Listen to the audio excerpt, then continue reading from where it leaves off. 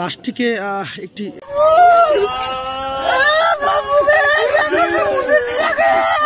কি হবে ভাই? আমার বাবা তো ভাই হবে রে ভাই, একটাই ভাই রে। আপনার কি হবে চাচা?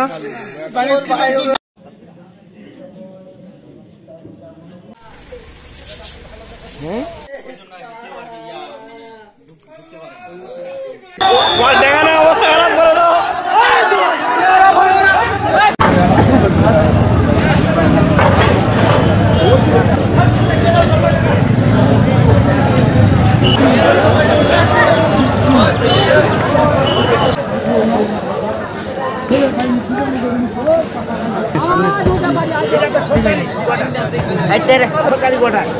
এটা দখল করে ছিল আর এটা দখল করিল আর কি শেষ করে নিবা যায়।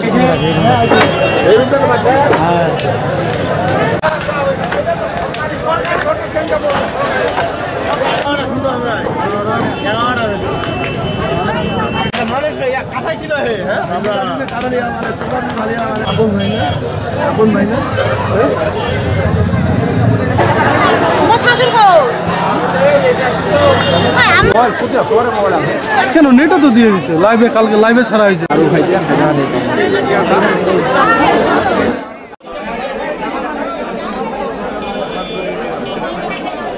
23 ফেব্রুয়ারি মোহাম্মদ মিলন হোসেন নামে 22 বছরের একজন স্টুডেন্ট যে অপহরণের শিকার হয়। আমরা আমাদের ডিবি টিম দিয়ে তাকে উদ্ধার করার জন্য চেষ্টা করি। আমাদের যে 64 মাসে জানেন ইতিমধ্যে বেশ কিছু সাফল্য তারা দেখিয়েছেন।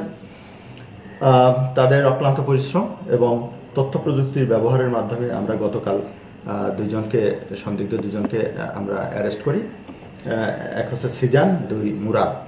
তাদের সাথে কথাবার্তা বলে তাদের জিজ্ঞাসাবাদ করে আমরা জানতে পারি যে এই অপহৃত মোহাম্মদ মিলন হোসেনকে তারা অপহরণ করেছে এবং অলরেডি তারা তাকে হত্যা করেছে।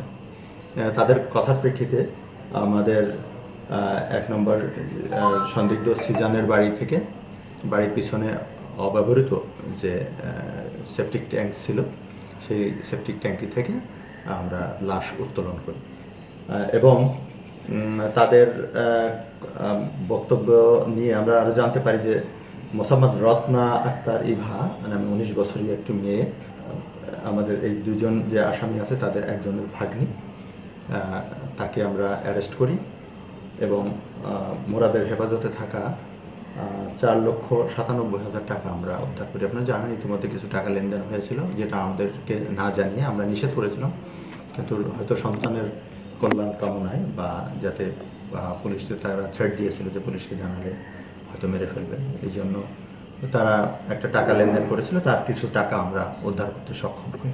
বা এখনো পর্যন্ত জিজ্ঞাসাবাদ যতটুকু হয়েছে, আমরা একজনকে পেয়েছি অতিরিক্ত, তাকে অ্যারেস্ট করেছি।